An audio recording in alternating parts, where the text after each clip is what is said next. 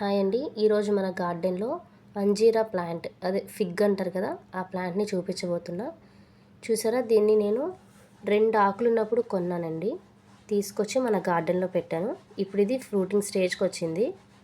చూసారా ఎంత చక్కగా ఫ్రూటింగ్ వస్తుందో. మెయిన్ దీనికి సాయిల్ అండి. ఎప్పుడు సాయిల్ తేమగా ఉండాలి. దీనికి ఓవర్ వాటరింగ్ చేయకూడదు. అలా అని చెప్పి 2 రోజులకోసారి అలా చేయకూడదు.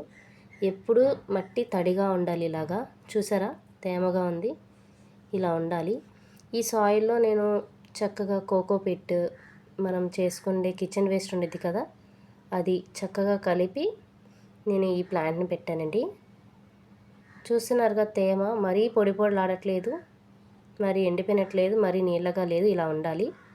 ఇలా ఉంటే చక్కగా బలంగా ఎదిగిద్ది. చూసారా, ప్రతి ఒక్క ఆకు చూడండి ఎంత పెద్దగా వచ్చిందో. ఈ ఆకు అనేది ఈ ఫ్రూట్స్ ఉంటాయి కదా, ఈ ఫ్రూట్స్కి షెల్టర్ లాగా, షీల్డ్ లాగా ఉంటాయండి. ఎండ ఎక్కువ పడకుండా చక్కగా నీడనిస్తాయి ఈ ఫ్రూట్స్కి. ఆకులు మాత్రం కట్ చేయబాకండి, ఈ ఫ్రూట్స్కి అవే బేస్. కొంతమంది చెప్తారు ఆకులు కట్ చేస్తే ఫ్రూట్స్ పెరుగుతాయని. కట్ చేయబాకండి ఆకులు, అలాగే ఉంచితే ఫ్రూట్స్ తొందరగా ఎదుగుతాయి.